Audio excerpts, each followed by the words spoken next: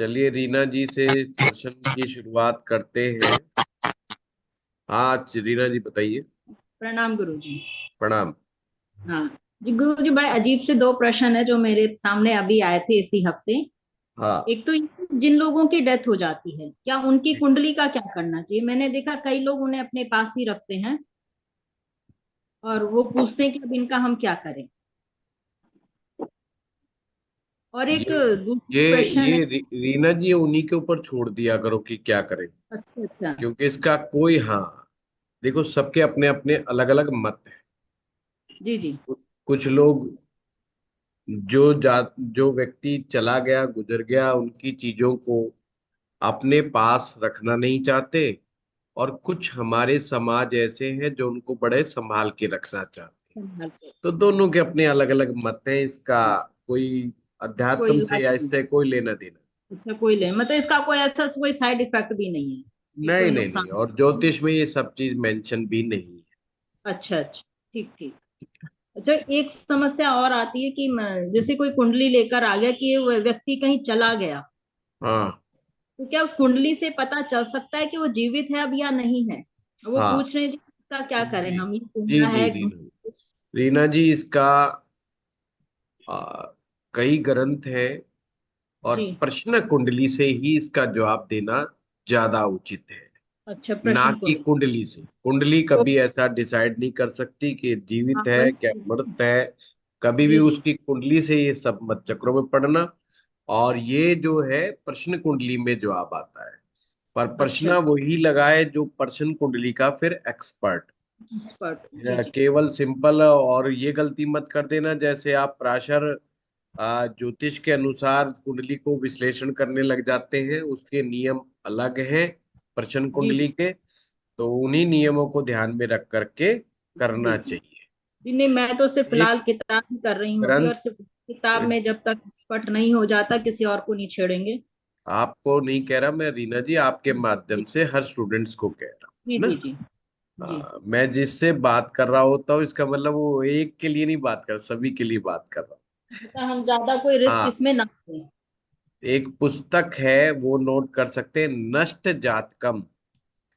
नष्ट जातकम, खोया हुआ, घर छोड़ के भागा हुआ, डेड और अलाइव, इस तरह के क्वेश्चंस के आंसर जो है आपको उसमें काफी सूत्र मिल जाएंगे। जी जी।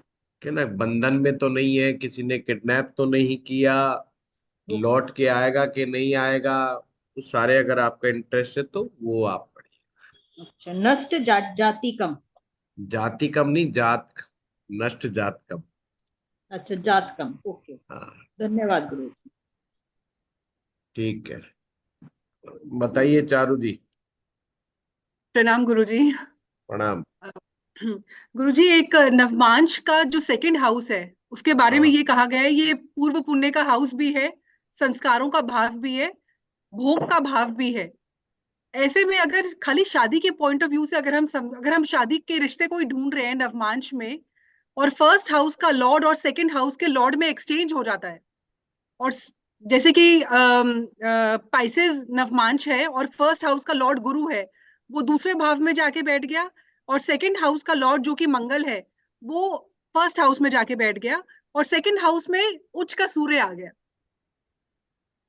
ऐसे में हम क्या समझे गुरुजी, अगर इसको स्पिरिचुअल के बारे में बोलना है या किस शादी के चीज के? पॉइंट ऑफ व्यू से, खाली शादी शादी में क्या अगर प्रश्न, क्या प्रश्न क्या प्रश्न है? ये है कि हाँ, कि अगर फर्स्ट हाउस का लॉर्ड जो कि भोग का है वो सेवेंथ हाउस चारू से जी अष्टम वो भी हो समझ गया। गया, मैं समझ गया हम्म, प्रश्न क्या है, ढूंढ क्या रहे हो नवमांश में।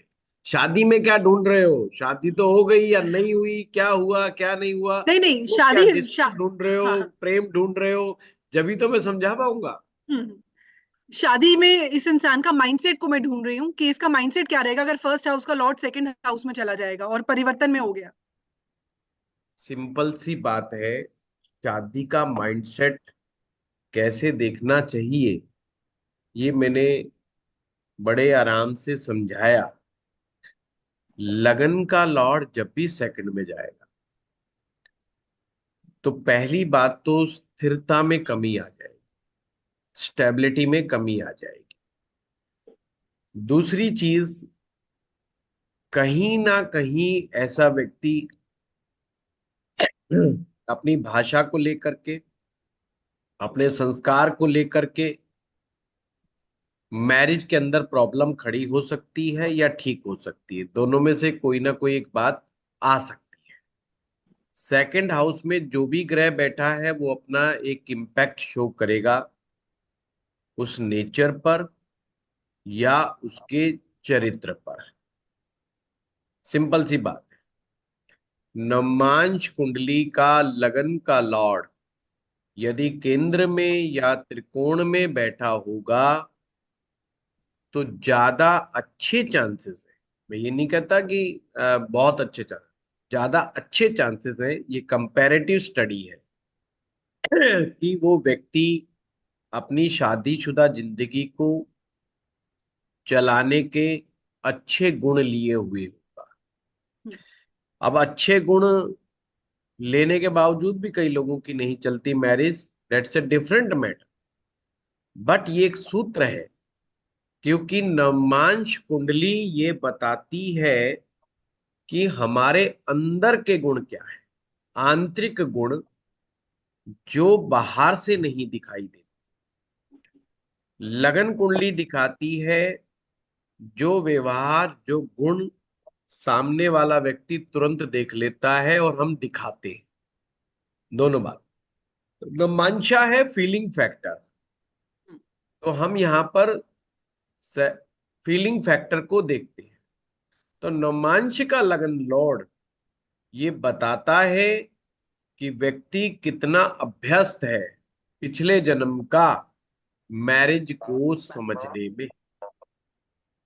जब भी इसके अलावा कहीं और योग चला जाता है तो उस व्यक्ति को बहुत ज्यादा आइडिया नहीं होता मैरिज को चलाने का, यानी कि इस जन्म में उसे सीखना है और वो सही टाइम पर नहीं सीख पाया तो गड़बड़ा देगा। और अक्सर कोई भी चीज सीखते समय इंसान गलतियां तो करेगा, तो बस वो गलतियां बहुत करता है। उसको कहे, उस ऐसे आदमी से पूछो वो कहेगा यार शादी के 10 साल बाद समझ में आया कि मुझे क्या, मेरे से क्या गलती हुई। फिर 20 साल बाद मिलोगे, कहेगा यार 20 साल बाद समझ में आया कि मेरे से क्या गलती हुई। मतलब वो लर्निंग प्रोसेस में ही चल रहा है। जो हो सके वो दिव्य ज्ञान उसको 25 साल की आयु में प्राप्त हो कि शादी कैसे चलाते हैं, 30 साल के बाद नजर आए कि शादी कैसे चलाते हैं। फिर उसको पता चले कि हम तो बिना मतलब में झगड़े थे और बेमतलब की बातों पर झगड़े थे और खामखाई का झगड़ा हो गया ये। तो जब भी लगन का लॉर्ड दाएं बाएं जाएगा ये समस्या। पर अगर लगनी छठे में चला जाए, आठवें में चला जाए, 12वें में चला जाए तो ये समस्या को बढ़ा सकता। क्यों बढ़ा सकता है, फिर इसकी गहराई में जाना पड़ेगा। हम्म। इसका मतलब अगर लगने छठे में गया तो सामने वाले को वो सुधारने में ज्यादा दिलचस्पी लेता है। वो अच्छा। चाहता है कि सामने वाले को मैं अपने अकॉर्डिंग सुधार दूं। अब अपने अकॉर्डिंग तो कौन सुधरता है, कोई नहीं सुधरता, वो वहम होता है। आठवें में तो वो बहुत बड़े वहम का शिकार रहता है कि मैं ये कर दूंगा, मैं वो कर दूंगा, उस तरह के वहम में रहता है। 12वें में तो इतनी बड़ी बड़ी मिस्टेक होती हैं कि 10 लोग भी समझा रहे होते हैं कि तू गलती कर रहा है, उसको गलती नहीं समझ में आ रही होती अपनी। तो इसलिए इनमें ज्यादा चांसेस हो जाते हैं स्टेबिलिटी के। पर आप में से क्वेश्चन होना चाहिए कि क्या ये समझें कि ये 6 8 12 में बैठे या केंद्र त्रिकोण के अलावा कहीं और बैठे तो मैरिज टूट जाएगी? नहीं, ऐसी कारक। कोई गारंटी नहीं। ऐसी कोई गारंटी नहीं है कि हम ये कहें कि लगने इस छठे में आ गया तो जी मैरिज टूट जाएगी या आठवें में आ गया तो मैरिज टूट जाएगी। हमें फिर मैरिज के अन्य बिंदुओं पर गौर करना पड़ेगा, अदर्स फैक्टर्स को ध्यान में देखना पड़ेगा और नवमांश कुंडली में उन सभी फैक्टर की स्टडी करनी पड़ेगी कि रीजन क्या है। और फिर ऐसे लोगों को देखना पड़ेगा कि उनके स्वभाव में कोई ऐसा गड़बड़ तो नहीं है जिसको सहन ही ना किया जा सके, या वो बेचारा जेन्युइन आदमी है, उसका जीवन साथी ऐसा उल्टा मिल गया, है ना। वो फिल्में चलती है ना, लुटेरी दुल्हन, धोखेबाज, वो कहीं ऐसा ही मिल गया, तो उसकी बेचारे की जेन्युइन समस्या फंस गया कहीं गलत। या किसी ने कोई नाम बदल करके शादी कर ली लड़के ने, है ना, उसको बहला फुसला के पैसे के चक्कर में ले गया, तो वो एक जेन्युइन समस्या है कि उसकी वो फंस गया पूरी तरीके से। वो केस को देखने के लिए फिर मैंने नियम बताया है। हम्म। कामांश के सप्तम भाव को फर्स्ट हाउस बना लो, मतलब कुंडली पलट दो, पलट दो। यदि वो पलट दो ऐसे, सप्तम भाव फर्स्ट हाउस आ जाएगा और पहला भाव सप्तम हो जाएगा। फिर उस कुंडली का विश्लेषण करो, और उससे क्या पता लगा रहे हैं? उससे हम पता लगा रहे हैं कि जीवन साथी का क्या स्वभाव, उसका चरित्र क्या है। वहीं पर गड़बड़ है तो ये बेचारा है, क्या करे, इसको बचाओ किसी तरीके से। और अगर लगता है कि मामला गड़बड़ है जीवन साथी का, तो उसको शादी को ब्रेक करने के लिए आप भी प्रोत्साहित करें। जैसे कि अक्सर मैं कहता हूं कि भाई शादी में टिका के रखो, टिका के रखो, वो सब मैं कहता हूं जेन्युइन मैरिजेस। जो जेन्युइन मैरिजेस हैं, सभी की रजामंदी है, कोई धोखेबाजी चीटिंग नहीं हुई, पर आपस में बन नहीं रही, आपस में ठनी हुई है, ये जेन्युइन मैरिजेस। तो इन मैरिज में भरसक प्रयास होना चाहिए। और वैसे भी जो विवाह लालचवश किए जाते, किसी विशेष स्वार्थ पूर्ति के लिए किए जाते हैं, आज नहीं तो कल टूटेंगे, उसमें धोखा आएगा ही आएगा। दुनिया की कोई ताकत उस रिश्ते को नहीं बचा सकती। इसलिए जब भी विवाह करें, मैं लड़कों से भी बोलता हूं, लड़कियों से भी बोलता हूं, लड़कियों को बोलता हूं पैकेजेस से विवाह मत करो, और लड़कों से बोलता हूं भाई सुंदरता के चक्कर में और नौकरी के चक्कर में विवाह मत करो। तो ये जो गलत फहमी पाल करके लोग बैठ जाते हैं और गलत डिसीजंस ले लेते हैं लालच में आकर के, वो अक्सर सारे मामले बिगड़ जाते हैं। उनमें सुधारना बहुत टफ हो जाता है, क्योंकि दोनों में से एक पार्टी पहले से ही मन बना चुकी है कि भाई मुझे आज नहीं तो कल इसको छोड़ के भाग, वो पहले से ही डिसाइडेड है। और डिसाइडेड आदमी को आप कैसे रोक सकते हो? हम्म। तो ये हमेशा का एक वो है, एक जैसे पुराने बुजुर्ग एक बड़ी बात कहते थे कि पति पत्नी के रिश्ते में, जेन्युइन मैरिज में, अगर पति नाराज हो जाए और कहे मैं घर छोड़ के भाग रहा हूं या दूसरी के पास भाग रहा हूं, दूसरा शादी करूंगा, तो उस महिला को, उस औरत को, उसको रोकना चाहिए, हाथ पकड़ लेना चाहिए, उसको जाने नहीं देना चाहिए, और अपना पूरा प्रयास करना चाहिए उसको रोकने का। और अगर महिला ने ये प्रयास कर दिया कि मैं जा रही हूं छोड़ के, तो नहीं रोकना चाहिए। आ, आ, क्योंकि वो पहले से ही जा चुकी है, आज तो सिर्फ उसने कहा है, हाँ। मानसिक रूप से वो जा चुकी। महिला सिक्योरिटी और स्टेबिलिटी को लेकर के आफ्टर मैरिज ज्यादा अलर्ट होती है। इसलिए जब तक या तो उसके घर वाले पीछे उसको हवा नहीं देंगे, या कोई दाएं बाएं का उल्टा सीधा आदमी उसको हवा नहीं देगा, जब तक वो अपना घर पति का नहीं छोड़ती। इन दो चीजों की जब तक, यानी एक्स्ट्रा कोई चक्कर है, या कोई उसके परिवार वाले ही उसको गलत फीडबैक दे रहे हैं, तो मामला अलग है। नहीं, वो परिवार को नहीं छोड़ना चाहते। ये भगवान ने महिलाओं को बड़ी खूबसूरती से बनाया है, और उनके मन में बड़ा प्यारा सा दिल दे दिया, जिसे ममता कहते हैं। और वो अपने परिवार को खराब नहीं करना चाहते, उन्हें बिगाड़ना चाहते, बच्चों को छोड़ना नहीं चाहते। तो दो जगह है। अगर आपको लगता है कि ये ससुराल की तरफ से है, तो पुरुष को पक्का विरोध करना चाहिए, और बड़ा भारी विरोध करना चाहिए, ताकि उसके दिमाग में से वो चीज का भूत निकले। ससुराल का विरोध करना चाहिए, तो अगर उसको लगता है कि उसकी वाइफ को गलत फीडबैक दिया जा रहा है। और अगर कोई किसी और के चक्कर में है और वो कहती है मैं छोड़ के जा रही हूं, तो हाथ जोड़ के नमस्कार करना चाहिए, कहते जाओ, मोस्ट वेलकम।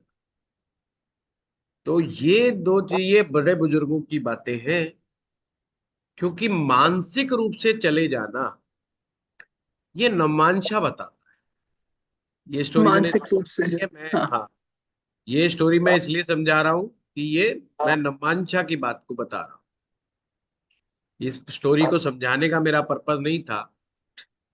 कई लोग कहेंगे यार ये महिलाओं के प्रति तो हार्ड हो गया, और वैसे वो हो गया, एक को कह रहे रोक लो, दूसरे को कह रहे जाने दो। जाने मेरा दो। वो नहीं है।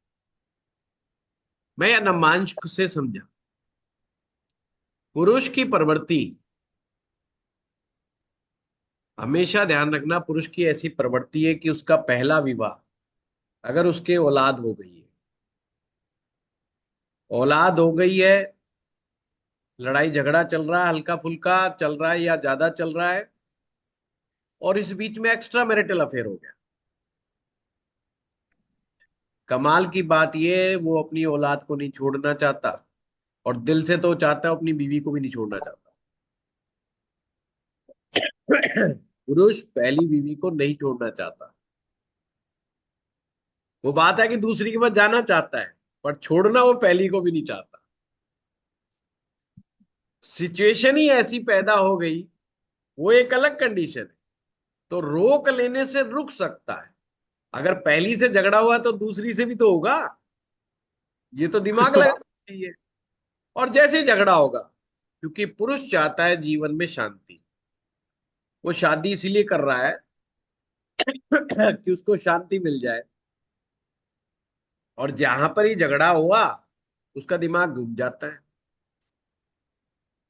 और अगर दूसरी से झगड़ा होगा तो कहाँ जाएगा? या तो तीसरी पे जाएगा, या पहली के पास वापस लौट के आएगा। पर पहली ने अगर रास्ता ही बंद कर दिया तो बेचारा कैसे आएगा? पर तो तीसरी बार जाएगा। इसलिए घूम फिर करके वो वापस पहली के पास ही जाएगा ही जाएगा।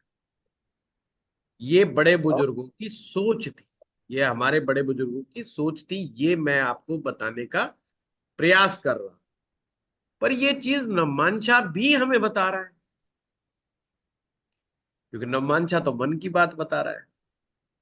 आपके जीवन साथी के मन में क्या चल, उसकी लाइकिंग्स को पता करो। अगर वह पाप ग्रहों के दुष्प्रभाव में है और आदतन गड़बड़ आदमी है, तो फिर उस रिश्ते को बचाने का प्रयास नहीं करना चाहिए। हमें किसको बचाना चाहिए? जो बेचारा खराब दशाओं का शिकार हो गया। शिकार।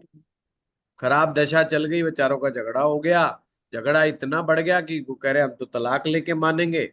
अब वो ज्योतिषी के पास गया, तो ज्योतिषी ने देखा ये दशा का फेर हो रहा है बहुत ज्यादा, पर कुंडली काम चलाऊ है।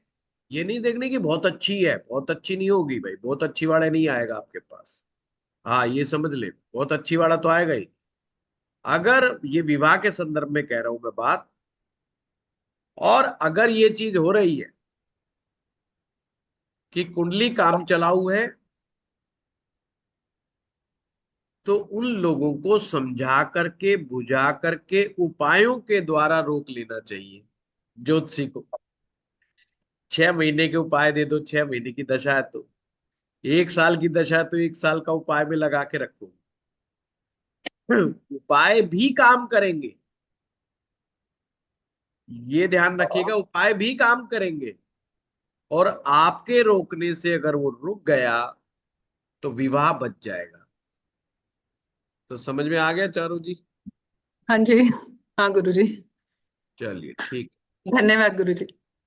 हाँ, आशीष खरे जी। नमस्ते सर। नमस्कार। सर ये अगर किसी कुंडली में सूर्य और शनि एक साथ छठे में है तो वैसे मंगल वध हो रहा है, प्लस सातवें में गुरु है वो भी मंगल वध कर रहा है, 12वें में चंद्रमा है वो भी मंगल वध कर रहा है, और 5वें में राहु बुध और शुक्र हैं ये भी मंगल वध कर रहे हैं। तो इस स्थिति में क्या प्रभाव आएगा सर? किसी को एक थप्पड़ लगा, जी। उसका प्रभाव जो आएगा, फिर थप्पड़ के बाद पता चला वो जिस स्कूटर से जा रहा था, वो स्कूटर भी गिर गया। स्कूटर गिरा जी। तो स्कूटर को चोट लग गई। फिर पता चला स्कूटर ही उसी के ऊपर गिर गया, अब उसके टांग पे भी चोट लग गई। मुंह पे तो लगी थी, टांग पे भी लग गई। जैसे तैसे उठा के आगे चलने लगा, किसी कुत्ते ने काट लिया। तो इस सीरीज में हो क्या रहा है, इस सीरीज में इंटेंसिटी प्रॉब्लम्स की बढ़ती जा रही जी। है। ऐसे ही मंगल बद को बद बनाने वाले फैक्टर जितने बढ़ते चले जाएंगे, मंगल बद की इंटेंसिटी बढ़ती जा रही है। मंगल बद का कंसेप्ट सिर्फ इतना है कि व्यक्ति को गुस्सा आता है, जी। जल्दबाज होता है, तुरंत इच्छा पूर्ति करना चाहता है, ये इतनी सी बात। अब ये 90% लोगों की टेंडेंसी होती जी। है। परंतु गुस्सा, इसलिए कहते हैं गुस्सा तो सभी को आता है, कहते हैं ना, क्योंकि 90% लोगों की ये ह्यूमन टेंडेंसी है। तो फिर कैसे समझे कि मंगलबद्ध हो गया? मंगलबद्ध जब माना जाएगा कि जब उसका क्रोध इतना बढ़ जाए कि वो व्यक्ति सेल्फ डैमेज या दूसरे को डैमेज करने की सिचुएशन में आ जाए, वाणी के द्वारा या फिजिकली, मारपीट में या सुनाने में। तो जैसे जैसे फैक्टर बढ़ते चले जाएंगे, उसकी डैमेजिंग इंटेंसिटी बढ़ती चली जाएगी। समझ गए सर? जी सर, लेकिन ये सर लोग ये इसमें। सेल्फ डैमेजिंग में क्या होता है, ये बना बनाया काम भी बिगाड़ लेते हैं अपने क्रोध और ईगो के चलते। कभी कभी तो ये टूटते हुए रिश्ते को सिर्फ छोटी सी देर बात करने में रिश्ता सुधर सकता है, पर ये कहते हैं हमने इससे बात ही नहीं करनी, इसकी शक्ल ही नहीं देखी। और मानते हैं नहीं किसी की, ये इनकी खासियत होती है।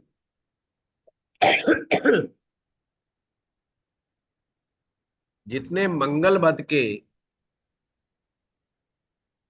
आपने योग देखे, उतने जी। ही योग देखो मंगल बद को नेक बनाने वाले फैक्टर्स को भी देखना है।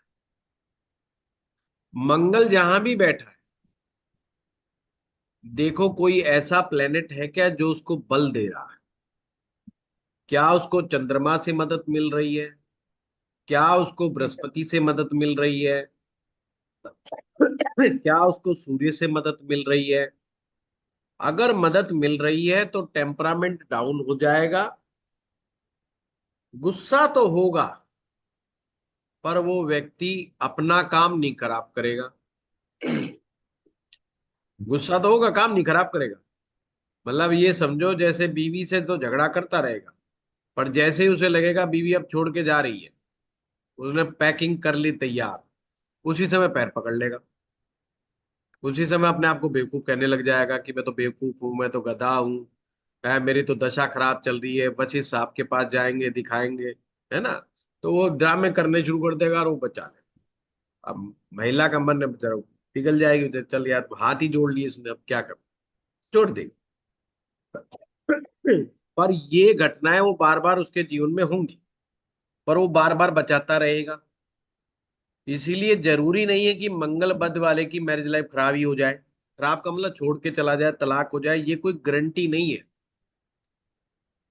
मींस मंगलबद्ध शादीशुदा जिंदगी को सेपरेशन में तब्दील हो जाए, इस बात की कोई गारंटी नहीं है।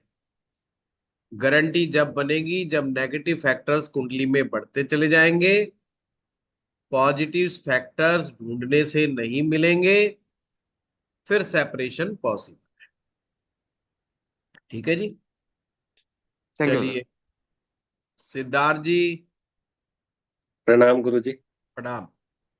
गुरुजी, एक बड़ा बेसिक सा क्वेश्चन है। जैसे कई बार ऐसे देखते हैं भी, बुध पीछे आगे, शुक्र पीछे, या वो जब आप बताते हो भी ये ग्रह आगे ये पीछे देखा जाए, पर गुरुजी जैसे अगर 11वें घर में बुध शुक्र शनि तीनों ही बैठ जाए तो कौन आगे कौन पीछे माना जाएगा जी? क्या जरूरत है आगे पीछे करने की, साथ बैठे ना। आगे पीछे का मतलब ही ये है कि हम ये चेक कर रहे हैं अच्छा क्या जी। बुध का कंट्रोल शुक्र के ऊपर है। जी। अब तो साथ ही बैठा ठीक है जी। है। पत्नियां जो होती है, कंट्रोल बनाए रखने के लिए पति के ऊपर, तो क्या करती है, पीछे रहती है ना, उनको पीछा करती है, तो देखो चेक करो ये करता क्या है, हाँ जी। चेकिंग चलती रहती है ना। हाँ पर जी। वो दोनों साथ ही जा रहे हैं, ठीक है जी। तो वो पूछताछ नहीं करती कि कहाँ जा रहे हो। जी पत्नी गुरुजी। को साथ में लेके जाओ, ट्रेन में बिठा करके फ्लाइट में लेके जाओ, वो कभी नहीं पूछेगी कहाँ जा रहे हैं। बिल्कुल जी। फिर कह दो जी मैं ट्रिप पे जा रहा हूँ, मेरे को ऑफिशियल टूर है, फिर वो जेब भी चेक करेगी, वो टिकट भी चेक करेगी, वो इंटरनेट पे भी देखेगी, वो पूरी जगह गया कहाँ बंदा। जी। जी। बस, तो बुद्ध का वही काम है, शुक्र के ऊपर चेक एंड बैलेंस रखना। जी। जब वो साथ ही बैठा फिर काहे का चेक एंड बैलेंस, पर तो अच्छा देख जी। ही रहा है ना सामने की सामने। ठीक है जी। तो मतलब वो आगे हो जैसे। गया बुद्ध। ठीक है जी। बुद्ध को समझो दिमाग, हाँ जी। लॉजिक। अब शुक्र के साथ ही बैठा दिया, हाँ जी। तो टेंशन ही खत्म हो गई ना।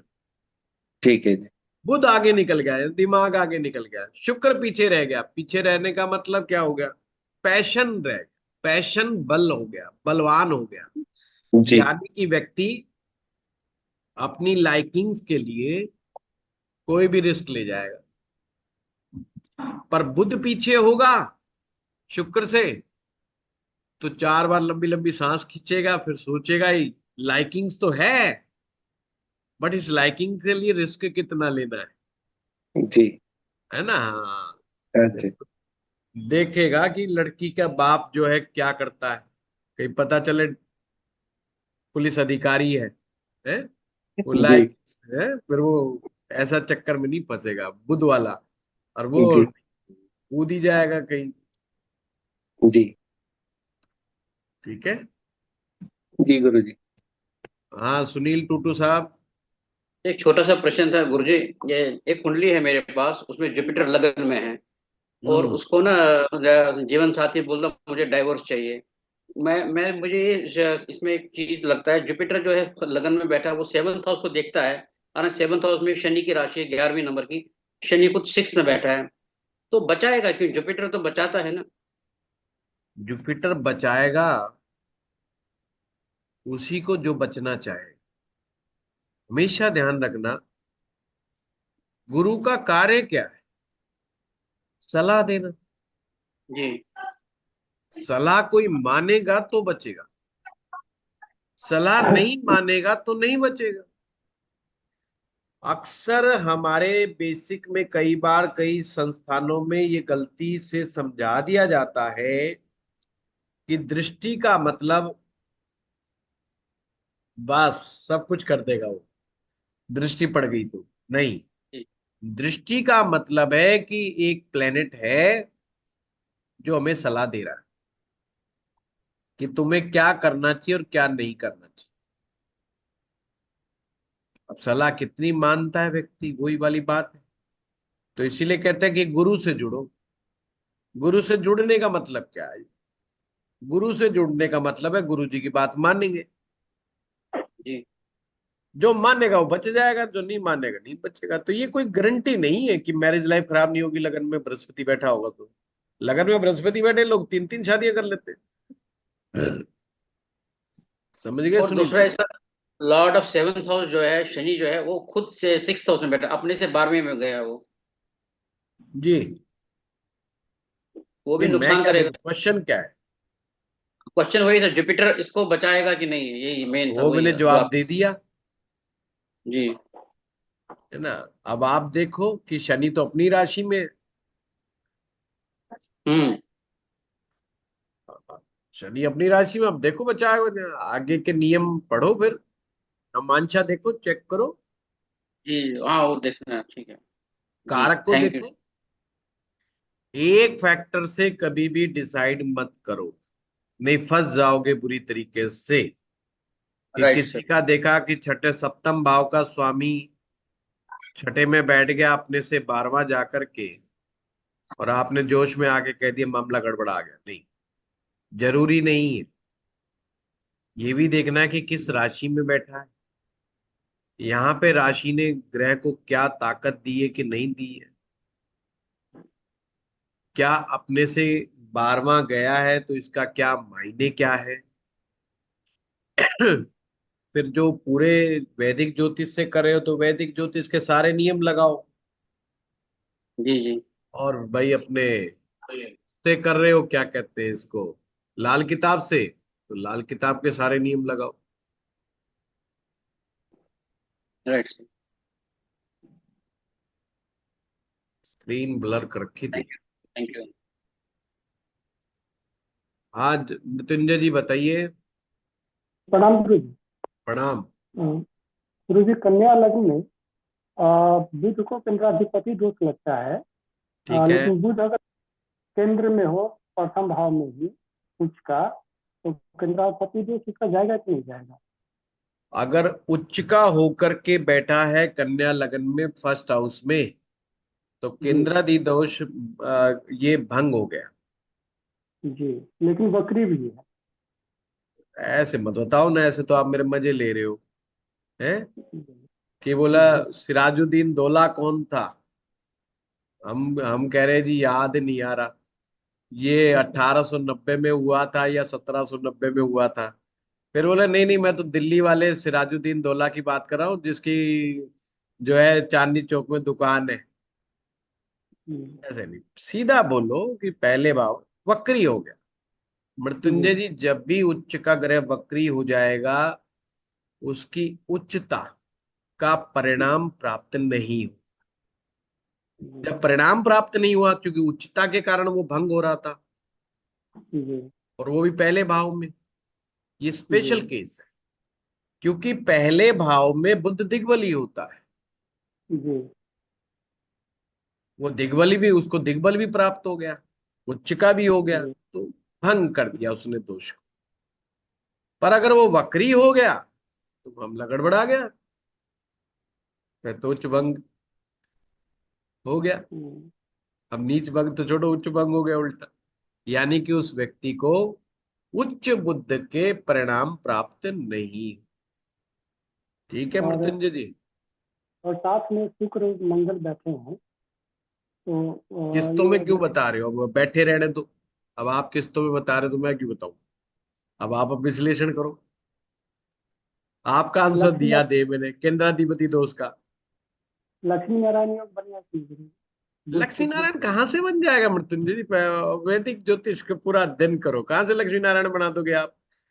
लक्ष्मी नारायण योग या जितने भी प्रकार के राजयोग, लक्ष्मी योग, एक भी ग्रह गड़बड़ा जाए उसमें से, जी। योगा फॉर्मेशंस के मामले में हो योग भंग। तो हमारे वीडियोस देखो, राजयोग वाले देखो। और एक प्रश्न और था गुरु जी। हेलो। हाँ हाँ बताइए। 12वें में स्वगृही सूर्य है, तो ये विपरीत राजयोग बनेगा क्या?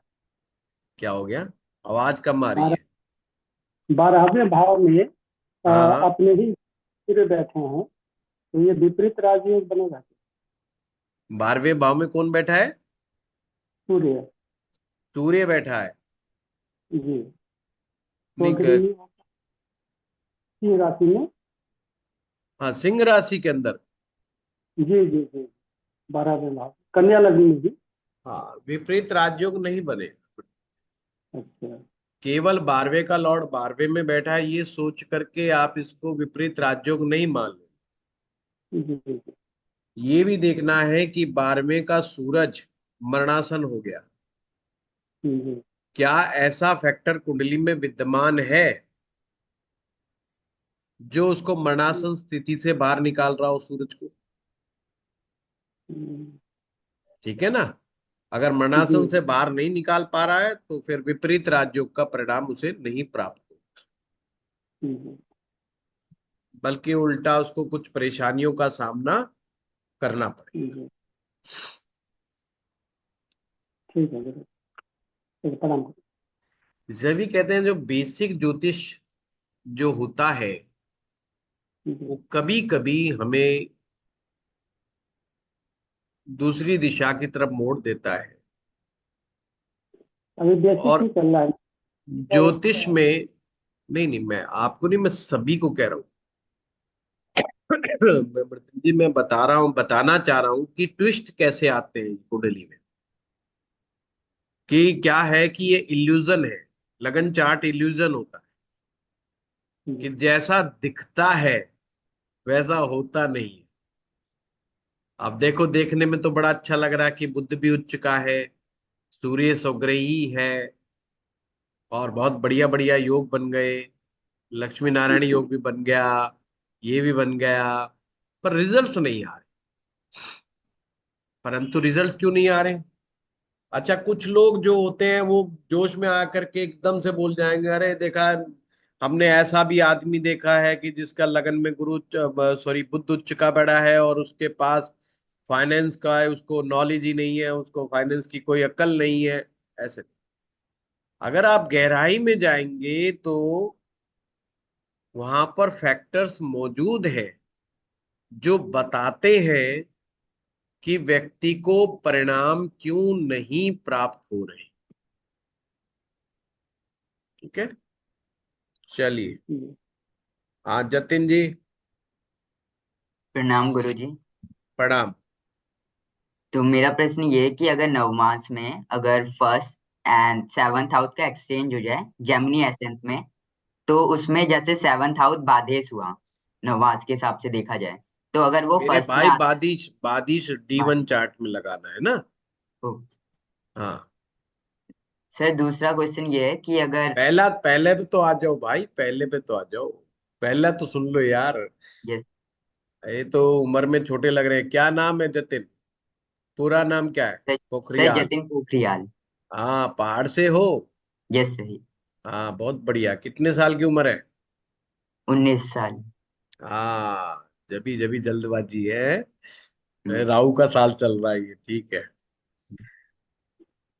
जतिन ऐसा है बेटा,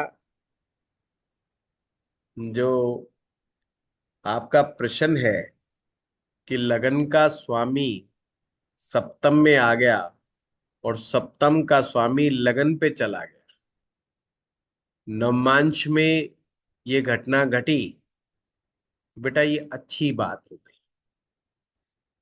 स्थान परिवर्तन, या जिसे आप अंग्रेजी में एक्सचेंज ऑफ हाउस कह देते हो, ये अच्छा माना जाता है नवमांश कुंडली में। बहुत ज्यादा अच्छा माना जाता है और इसको अच्छे परिणाम प्राप्त होंगे, फायदे होंगे। ठीक है। हाँ, दूसरा बताओ। सर दूसरा ये कि जैसे कि जेमिनी एसेंट में ही जो शनि होता है वो अष्टम और नवम दोनों का स्वामी होता है, और अगर वो लगन पे ही आ गया तो वो अष्टम के बुरे परिणाम देगा या फिर नवम के, और कैसे हिसाब से देगा? आपने प्रताप जी की कोर्स अटेंड किया है कभी? No sir. प्रताप जी का कोर्स अटेंड करो। प्रताप जी बड़ी डिटेल में ऐसी चीजें समझाते हैं, ठीक है ना। और ओके। बाकायदा पुराने रेफरेंसेस ले लेकर के समझाते हैं। पर आपके इस प्रश्न का जवाब मैं देता जाऊं, क्योंकि वो बड़ा डिटेलिंग होती है बेटा इसमें। इसमें बेटा दोनों ही परिणाम प्राप्त हो, दोनों ही भाव के परिणाम प्राप्त होंगे। पर कब कब कैसे कैसे होंगे, इसके लिए प्रताप जी का कोई बढ़िया वीडियो देखो या प्रताप जी का कोर्स अटेंड करो, है ना। बहुत अच्छा पढ़ाते हैं। अभी कौन सा कोर्स अटेंड किया हुआ है आपने? सर मंत्र एस्ट्रोलॉजी और कुंडलिनी तंत्र। अरे यार तुम कहाँ पहुंच गए, पहाड़ के आदि हो इसलिए पहाड़ पे पहुंच गए एकदम से। पहले बेसिक ज्योतिष और वो तो पढ़ते, एडवांस ज्योतिष ये तो सब पढ़ते हैं, वो कहाँ समझ में आ जाएगा इतना जल्दी। चलो ठीक है, जो जोश है अच्छी बात है, चिंतन अच्छा है। छोटी उम्र में पढ़ रहे हो बेटा, बहुत अच्छी बात है। पर बेटा स्टेप वाइज चलो थोड़ा, है ना, जिससे आपको समझ में आ जाएगा। नहीं तो वो मंत्र एस्ट्रोलॉजी भी समझ में नहीं आएगा। ओके, धन्यवाद। कुंडलिनी तंत्रा वाला तो चलो सिंपल है, उसमें कोई ऐसी बात नहीं है ना। हाँ, और किसका है? स्मिता जी।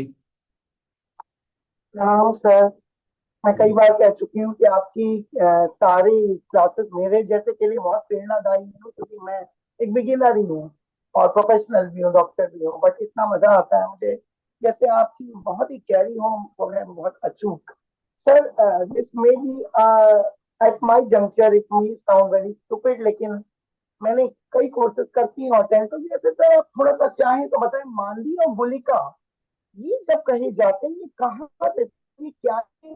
लड़कियों आपकी की आवाज बात है। खराब हो गई स्मिता जी, आवाज खराब हो गई, मुझे समझ में ही नहीं आया कि क्या लास्ट में आपने क्या बोल दिया। बेटर आ रही?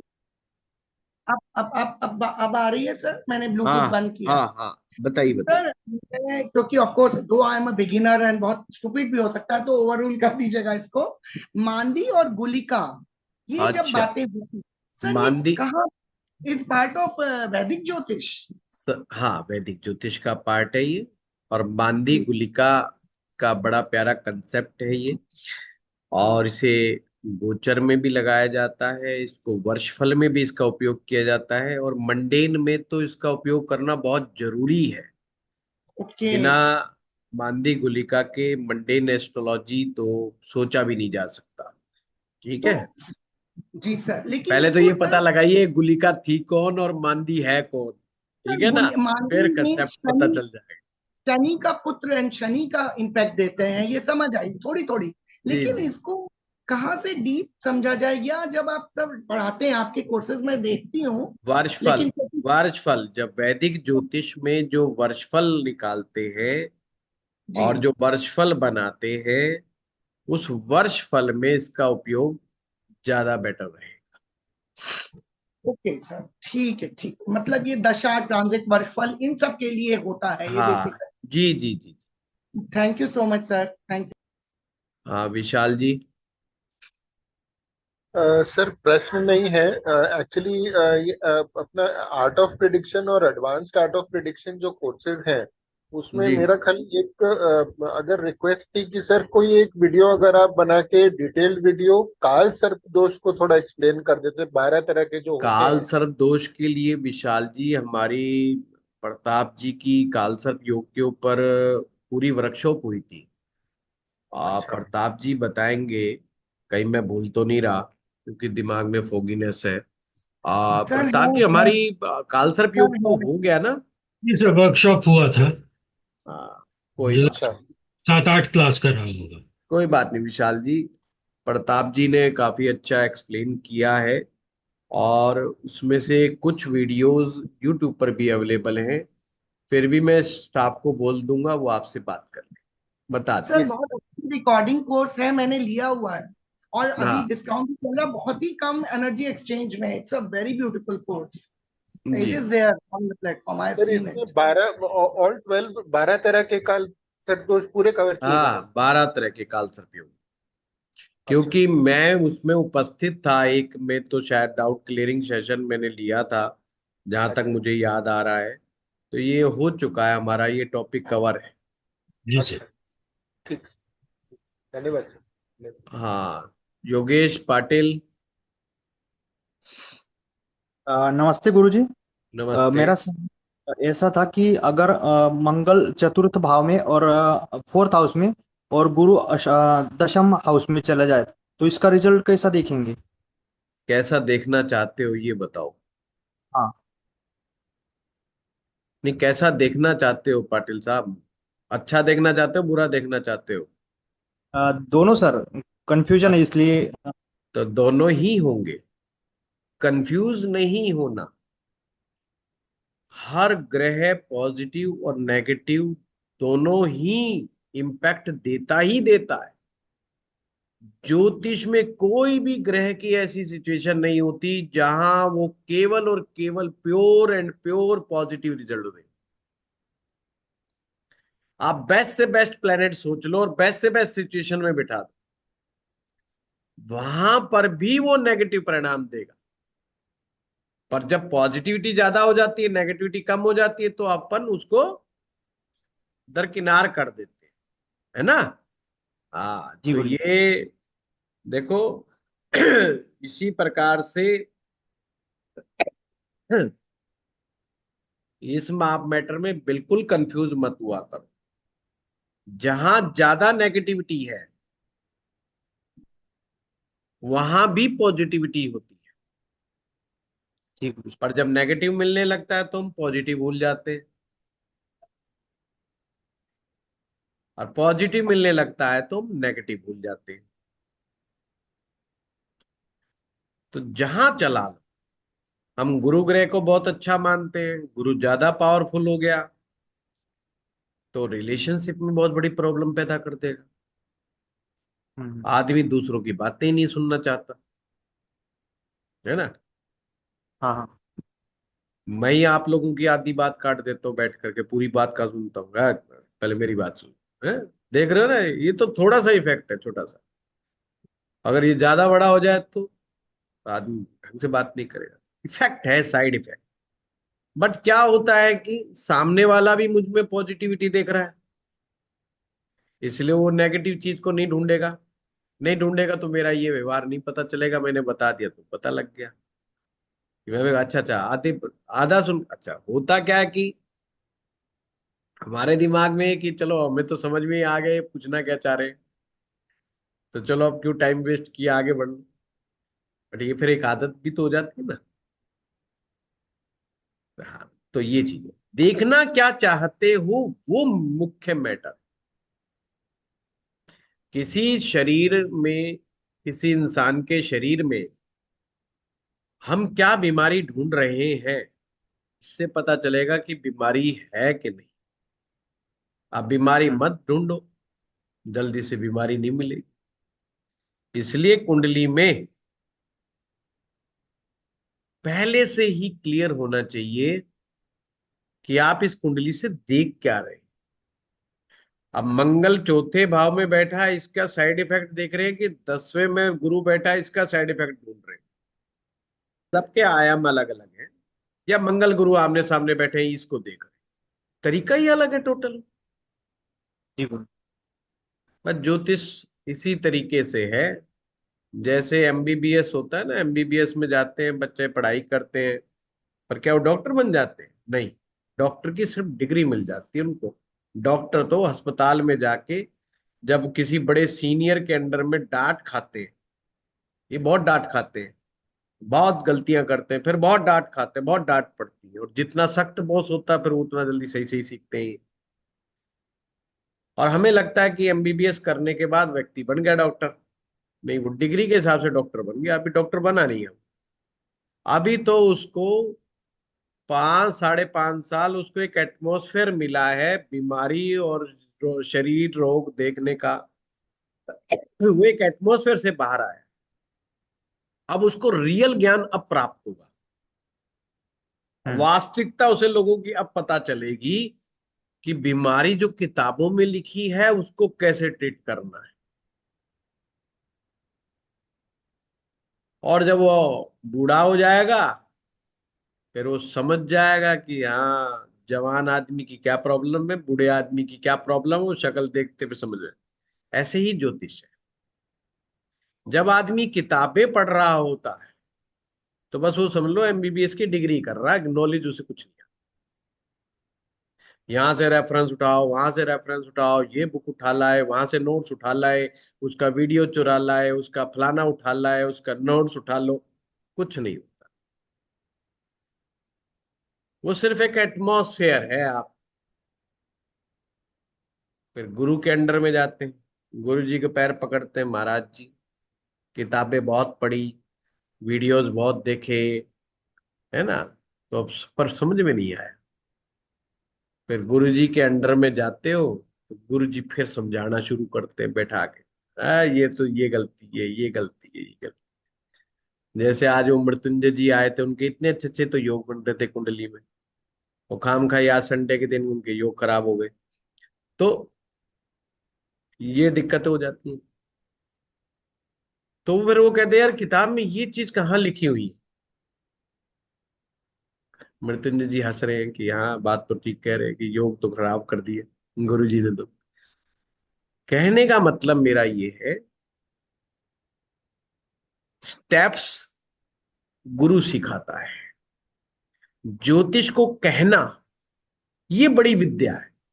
ज्योतिष को पढ़ लेना इतनी बड़ी विद्या नहीं, कहना बड़ी विद्या है। किस आदमी को कब क्या कहना है ये गुरु से ही पता चलता है, जब उसको कहने के नियम समझ में आ। अक्सर नया विद्यार्थी या जिसको ये ज्ञान हुआ है वो जोश में आ जाएगा, जोश में आकर के कि आज तो इसकी ऐसी कुंडली पढ़ दूंगा ये भी याद रखेगा। वो कुछ नहीं याद रखता भाई। जितना एक्सपर्ट आदमी होगा कम बातों में चीज को क्लियर करेगा, ज्यादा इधर उधर की बात ही नहीं करेगा। इसीलिए जो यंग लोग होते हैं वो यंग आदमी के पास जब जाते हैं जो नया नया सीखा होता है उससे बड़े प्रभावित होते हैं कि वो 100 चीज बता रहा होता है पर कंक्लूजन पे कहीं पर भी नहीं पहुंचा रहा होता, खुद गोल गोल घूम रहा होता है और उसको भी घुमा रहा होता है कुंडली से। लास्ट में वो ये तक नहीं बता सकता कि अब मुझे करना क्या है। क्यों गोल गोल घूमना, घुमा रहा है, पर बताएगा कितनी देर, 1 घंटे लगा रहेगा उस कुंडली पे। अब मेरे जैसा 5-10 मिनट भी, 10 मिनट के बाद भी भारी होना शुरू हो जाता है। फिर 15 मिनट, फिर 20 20 मिनट में फिर वो कहता था गुरु जी आप जाओ। है, सारा ही हो गया क्वेश्चन है। आधे तो वो थे जिसके जवाब दे दिया, आधे जो इसके नहीं पूछे उसके भी दे दिया आपने। अच्छा जी चलते हैं। तो ये एक एक्सपीरियंस के बाद आए। तो स्टेप बनाने सीखो भाई, कुंडली से पूछ क्या रहे हो, कुंडली से ढूंढना क्या है। जो ढूंढोगे वो मिलेगा, जो नहीं ढूंढोगे वो नहीं मिलेगा। ये वैसे ही है कि आपके घर में जो चीज आप ढूंढते हो वो ही चीज मिलेगी, जो चीज नहीं ढूंढते हो वो नहीं मिलेगी। अब इसका मतलब ये थोड़ी है जो जो नहीं, वो चीजें गायब हो गई, चीजें वही है, हमारा ध्यान नहीं गया क्योंकि हमें ढूंढना था। मुझे चश्मा ढूंढना है तो मैं चश्मे की तरफ ही जाऊंगा। अब मुझे ये नहीं मालूम कि मेरे जूते कहाँ गायब है क्योंकि मैंने ढूंढे नहीं। ढूंढूंगा तो जूते भी निकाल लाऊंगा, तो पड़ोसी थोड़ी ले गए जूते। तो चीजें सारी हैं, वहीं पर है, उस घर में हर चीज उपस्थित है। मैं दिमाग से सोचता हूं कि मुझे क्या ढूंढना है, मुझे अपना कुत्ता ढूंढना है या क्या ढूंढ। ऐसे कुंडली में फर्स्ट डिसाइड कि तुम्हें क्या ढूंढना है कुंडली से, सकारात्मकता नकारात्मकता, इवेंट, क्या चीज, फिर क्लैरिटी आएगी। मैंने ही हैंड रेज कर दिया, ये कहां से दब गया भाई। चलो अभिषेक पांडे जी, चलो मैं ही क्वेश्चन पूछ लेता हूँ आज। गुरुजी प्रणाम। प्रणाम। अभी हैंड गुरुजी डाउन हमें ये कैसे हो। पूछना है हाँ। कि अगर लाल किताब कथन में शुक्र चौथे घर में हो तो कुछ लोग का डाउट ये रहता है कि सर दूसरे और सातवें घर खाली होना चाहिए तब उनके बाल बच्चे होंगे, या दूसरे घर में और ये सातवें घर में दोबारा कोई ग्रह। रिपीट कीजिए अभिषेक जी, दोबारा रिपीट कीजिए। सर ये मेरा क्वेश्चन है कि अगर लाल किताब कथन में शुक्र चौथे घर में है हम्म तब दो शादी का संयोग बनता है, यदि दूसरा और सातवां घर खाली हो तब दो शादी का संयोग बनता है। प्रश्न ही गड़बड़ है। प्रश्न यही, अलग अलग लोगों प्रश्न का मत ही, होता है सर। अभिषेक जी आपका प्रश्न मुझे क्लैरिटी से समझ में आ गया। सर आप समझ गए होंगे। चौथे भाव का शुक्र हम्म दो विवाहों का चांस बनाता है, बट इट्स नॉट कोई गारंटी नहीं। फिर आपने एक शर्त लगाई कि सप्तम भाव यदि खाली हो, तो यहां हम्म मैंने कहा प्रश्न गलत है कि सप्तम भाव के खाली होने से और भरे होने से हम्म कोई ऐसा प्रभाव नहीं पड़ता कि जिससे मैरिज खराब हो जाए या मैरिज बहुत अच्छी बन जाए। इसे कहा मैंने, ये प्रश्न गलत हो गया। अब लास्ट आपने एकदम कहना शुरू कर दिया कि अलग अलग लोगों के मत हैं। अब आप जो माइंड सेट में लाए थे मुझे समझाने के लिए, अब वो कहना चाह प्रेफरेंस रहे सर हैं। हम पर प्रेफरेंस मैं सर तो हम रोक आपको देता फर्स्ट हूँ ना रखते बीच में। हैं, लेकिन जैसे और लोगों का मत अलग हो जाता है कि दो शादियां तभी होगी जब दूसरा और सातवां घर खाली हो। अच्छा, और बच्चे के विषय में सर क्या स्थिति है इसमें, कि बच्चे अ- होंगे कि नहीं होंगे? अभिषेक जी ये तरीका ही नहीं है प्रेडिक्ट करने का। और जो लोग कहते हैं निश्चित रूप से उनको ज्योतिष में लाल किताब कम से कम नहीं आती, बाकी कुछ भी आता हो, ये मैं दावे के साथ कह सकता बिल्कुल। कि संतान कैसे देखते हैं या वैसे क्या ये होगा दूसरा भाव खाली और सातवां भाव खाली। सप्तम भाव ऐसे देखा ही नहीं जाता लाल किताब में। आप हमारा वीडियो देखिए, हमने कहा बुध और शुक्र देखो, बिल्कुल बुध और शुक्र को कितना बल मिला हुआ। अब बिल्कुल बिल्कुल। संतान पे आते हैं तो संतान वाले फैक्टर देखो, संतान देता कौन है, केतु है संतान सर। का मूल कहां पर छिपा हुआ है। पुरुष की कुंडली देख रहे हो या स्त्री की कुंडली देख रहे हो, वहीं से ही मामला अलग हो जाएगा, वहीं से मामला अलग हो जाएगा। अगर बिल्कुल पुरुष की कुंडली देख रहे हो तो हमें शुक्र को देखना बहुत इंपॉर्टेंट है हमारे लिए, क्योंकि शुक्र तो वहीं से ही आएगा ना। बिल्कुल। फिर हम कहेंगे भाई देखो गुरु का आशीर्वाद होता है तो संतान अच्छी हो जाती है, केतु स्ट्रांग होना चाहिए, केतु वेल प्लेस्ड होना चाहिए। परंतु मूल क्या है, मूल तो शुक्र धातु है। हम्म शुक्र धातु वीक पड़ गई तो कहाँ, वो तो फिर गुरु और केतु हो तो फिर बात की बात होगी ना। हम स्टेप सीधे। हम्म अब हमारे वहां पे क्या है कि भाई पुत्र संतान केतु रिप्रेजेंट करेगा, गुरु के आशीर्वाद से संतान आज्ञाकारी होगी। तो बात की बातें हो गई, पहले तो होने की बात हो रही। हाँ, शुक्र अच्छा होना चाहिए, केतु सर, ये दो चीज पर अच्छे अगर होंगे। लेडीज आ गई तो वहां शुक्र का क्या लेना देना इस मामले में। उसमें केतु ही अच्छा होना चाहिए। वहां पे मंगल जिम्मेवारी लेगा। मूल गुरु और केतु पुरुष और स्त्री के केस में सेम है। हाँ हाँ। मीन्स दोनों कंडीशंस में अप्लाई होंगे ही होंगे लाल किताब के अनुसार। बिल्कुल। चलो तो बात की बात, क्या स्त्री गर्भ धारण कर सकती है, इसके लिए चंद्रमा और मंगल डिसाइड करेंगे। तो आप बताओ खाना, आप बताओ कौन सा खाना खाली और भरा, उससे पता लग जाएगा। 4 कुंडलियों में मिल जाएगा, 6 में नहीं मिलेगा। फिर हम कह देंगे तेरी कुंडली गलत है, तेरी मम्मी को पता नहीं है, तेरी मम्मी ने घड़ी में टाइम ने देखा नहीं है, सरकारी में गई होगी, प्राइवेट में गई होगी है, तो वैसे नहीं। ठीक है, आप कौन सा कोर्स कर रहे हो। सर हम लाल किताब कथन अध्ययन करते हैं और पुलिस में है सीतापुर, उत्तर लखनऊ से हैं। अच्छा अच्छा, फिर तो हाँ हमें क्षमा कीजिएगा जो भी कही हो। नहीं सर, आशीर्वाद आपका बहुत अच्छा लगा, प्रथम गुरु आपके हैं और हमारी साधना चलती कि इस महीने की त्रिकालदर्शी अभिषेक की जी सर। एक्चुअली में क्या है कि हमारी जो धर्म पत्नी है उनकी सगी बहन भी पुलिस में है, तो हम ऐसे प्रणाम तुरंत कर देते हैं तुरंत। सर आपको हमारे हम गुरु मानते हैं, हमारे ज्योतिष के बहुत विद्वान ससुराल व्यक्ति हैं हमारे आपका ससुराल हमें पक्ष मार्गदर्शन में मिला। हमारे ससुराल पक्ष में पुलिस वाले बहुत हैं। हैं। और और 21 हमारे महीने की इस हमारी पक्ष में सारे टीचर बहुत है, जिसको देखे वो मास्टर है, प्रोफेसर है, हेडमास्टर है।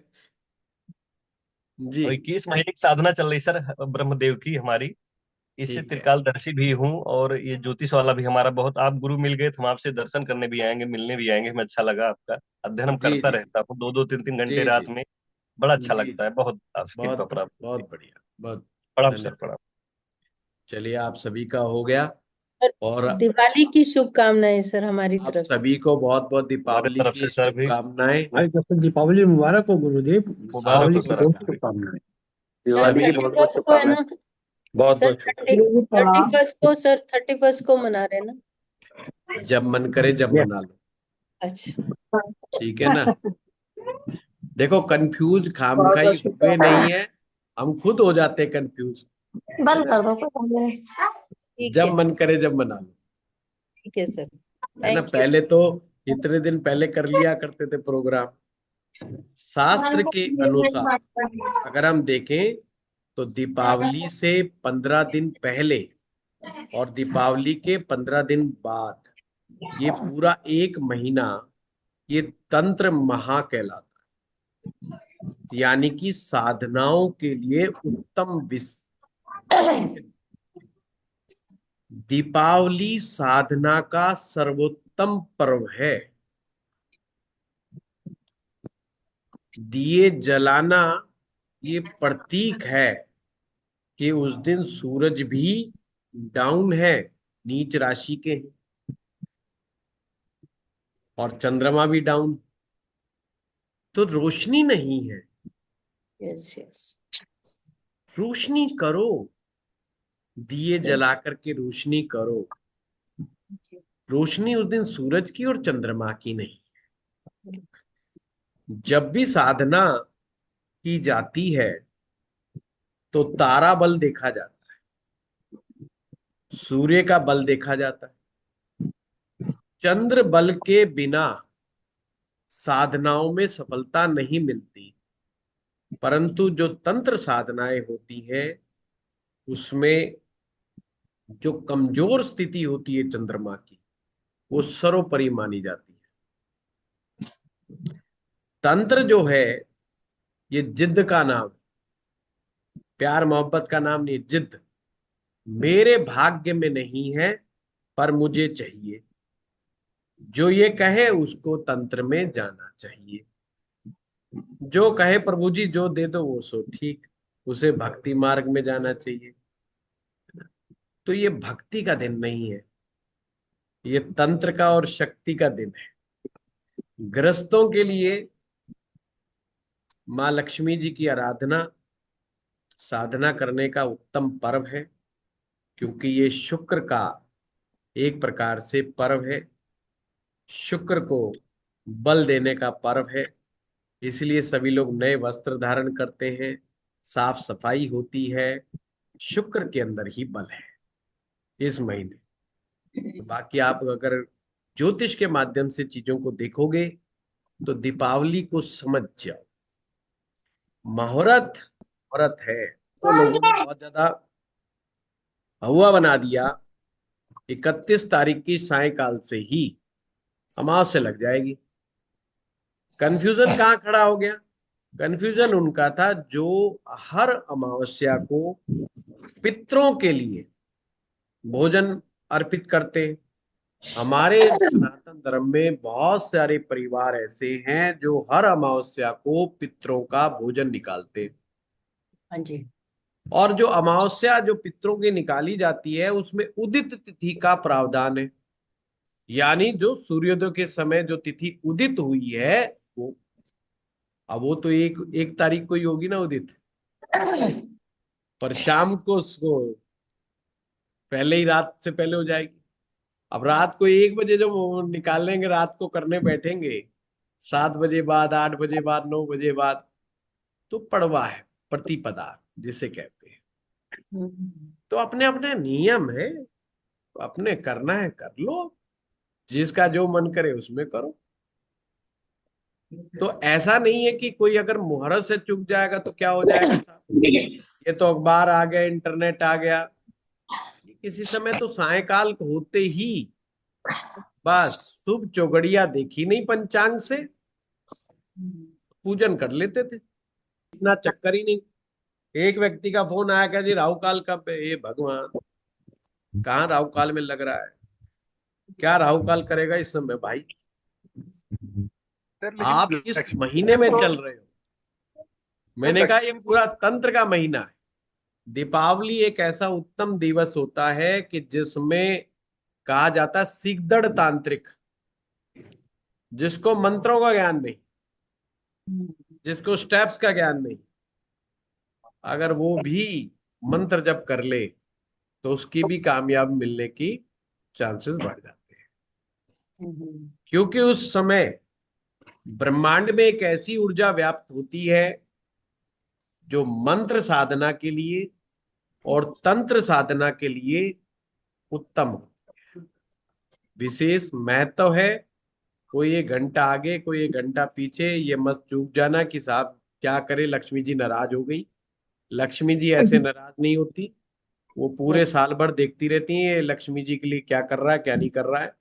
बिल्कुल। फिर दिवाली वाले दिन नाराज हो जाती है। नहीं नहीं सर, हाँ, नहीं होती। तो सर इसका मतलब ये हुआ कि जो अमावस्या पे तर्पण करते हैं हम हर वो हर माह, वो 1 तारीख वो सुबह 1 तारीख को करें। ओके। जो पितृकर्म करते हैं, पितृकर्म के लिए 1 तारीख। हाँ तो विशाल 1 जी, तारीख को 10-11 बजे पंडित जी को बुला लें, मतलब एक तरह से 10-11 बजे क्यों बुला ले, आप सुबह सुबह बुलाओ। पितरों का कर्म जब कराते हैं तो ये ध्यान रखना पड़ता है किसी ने कुछ नहीं खाया पिया होना चाहिए। हाँ सर, वो वाली बात सही है। हमारे घर में 10-11 बजे तक कोई खाता ही नहीं ज्यादा, तो अच्छा, फिर ठीक चले। है। मतलब पंडित जी भी तो नहीं आते उससे पहले नहीं नहीं, जनरली। पंडित जी आ जाते हैं, ऐसी बात, पंडित जी जल्दी आ जाते हैं। हाँ पंडित चलो। जी आज भी पहले ही उठते हैं, जो पंडिताई का काम करते हैं वो उठते नहीं हैं पहले, उठते ऐसी हैं बात। सर, लेकिन मंदिर का भी काम होता है ना उनके पास, तो इसलिए अच्छा अच्छा, वो एक अलग। हाँ भी, हमारे यहाँ पे हमारी संस्था में जितने भी ब्राह्मण है 8 बजे आ जाते हैं सारे। अच्छा। हाँ हाँ विशाल जी। सर मैं ये खाली पूछ रहा था कि लक्ष्मी पूजन तो स्थिर लग्न पे करना पड़ेगा। है क्या करें? लक्ष्मी पूजन दिवाली वाले दिन जो करना है वो स्थिर लग्न में करना बेटर होगा ना सर? हाँ ये बिल्कुल करिए, स्थिर स्थिर लगन में लग्न का स्थिरता समय लेके आइए। लक्ष्मी जी को कहिए स्थिर लगन के अंदर बने रहें आप, हम आपको भागने नहीं देंगे। लक्ष्मी जी फिर भी भाग लेती हैं। धन्यवाद आप सभी लोगों का। प्रणाम गुरुदेव। लक्ष्मी जी को हृदय से लक्ष्मी जी को प्राप्त करने हेतु परिश्रम करें। जहां श्रम से ही श्रीम बना है, माँ लक्ष्मी का जो बीज मंत्र है वो श्रीम है, और श्रीम जो है श्रम से आए, ये ध्यान रखना। श्रम यानी मेहनत, हार्डवर्क, श्रम से श्रीम। वाह, केवल मालाओं फेरने से, धूपबत्ती घुमाने से, लक्ष्मी जी के सामने शीर्षासन करने से लक्ष्मी जी प्रसन्न नहीं होती है। लक्ष्मी जी के रहस्य को समझना पड़ेगा। श्री सूक्त पढ़ लेने से, रट्टा मार लेने से, नारायण कवच, लक्ष्मी कवच, ये कवच, वो कवच या फलाना स्रोत कुछ नहीं होता है। उसको समझना जरूरी है। सिर्फ एक मंत्र, गुरु मंत्र को, रहस्य को समझने की आवश्यकता नहीं होती। बाकी जितने ऊंचे लेवल की साधनाओं में जाते हो उनके रहस्यों को समझना बहुत जरूरी है। लक्ष्मी तंत्र में ये विशेष महत्व है। अगर लक्ष्मी तंत्र का अगर कोई ज्ञान ले, अच्छे से ले, तो उसे समझ में आएगा कि ये तो भैया उच्च कोटि का व्यापारी होने की प्रक्रिया है। और वैसा व्यापारी जो दान देता है, ऐसा व्यापारी जो बांटने में यकीन रखता है, ऐसा व्यापारी जो विस्तार करने में यकीन रखता है, उसे वो बना के छोड़ती है। ठीक है, धन्यवाद सभी लोगों को। वाह प्रणाम गुरु जी, गुरुदेव। बहुत अच्छा श्रम से श्रीम का, बहुत अच्छे गुरु जी।